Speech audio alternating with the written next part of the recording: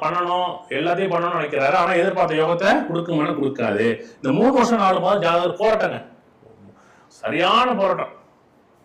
அப்ப இந்த இந்த கும்பத்தோட அதிபதி யாரு? சனி பகவான். அவர் எங்க இருக்காரு? 6ல இருக்காரு. அடுத்தது நட்சத்திராதிபதி யாரு அப்படின்னா, யார் நட்சத்திராதிபதி? ஏஎல்பி சதய நட்சத்திரம் 2ஆம் பாதம்.